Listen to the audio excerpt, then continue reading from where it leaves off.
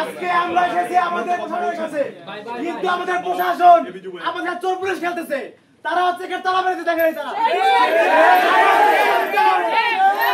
আমার বিশ্ববিদ্যালয়ে আমি ডাকসুর প্রতিনিধি, আমি কেন আসতে পারবো না? চৌতারি করছে, আমার গেট তালা মারতেছে, এত বড় সাহস টাকার গেট কেন তালা মারবে তারা? অনেক সুশীলতা হয়েছে, অনেক নিয়ম মানা হয়েছে।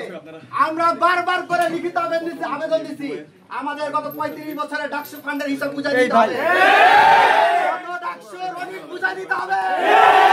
আমরা বারবার করে নিয়ম অনুযায়ী আবেদন দিয়েছি, প্রায় 3-4 বার ট্রেজারার অফিসে এসেছি, কিন্তু অত্যন্ত দুঃখজনক যে ট্রেজারার মহোদয় মিডিয়াকে বলেন এটা নাকি তার দপ্তরে না। তারা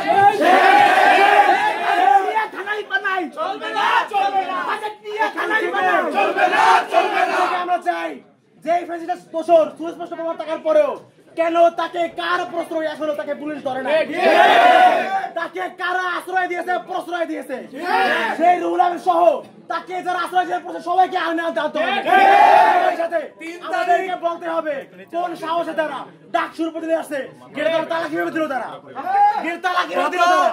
2024 সালের 3 আগস্ট যারা ফ্যাসিবাদের পক্ষে মিছিল করে আমাদের ট্রেজারার মহোদয় যাকে বলেছেন যে নিজে ফ্যাসিবাদের দোষর, তার মন্ত্রণালয়ে কাজ করছে, ট্রেজারার অফিসে যে কাজ করছে, সেই রুহুল আমিনকে বিশ্ববিদ্যালয়ের ক্যাম্পাসে আর একটা মিনিট আমরা দেখতে চাই। সে জানার পরে ব্যবস্থা নেয় নাই। সে আমাদের নিজে বলেছে যে সে সার লাগে অফিস অচল, অফিস অচল হয় না আমরা দেখবো।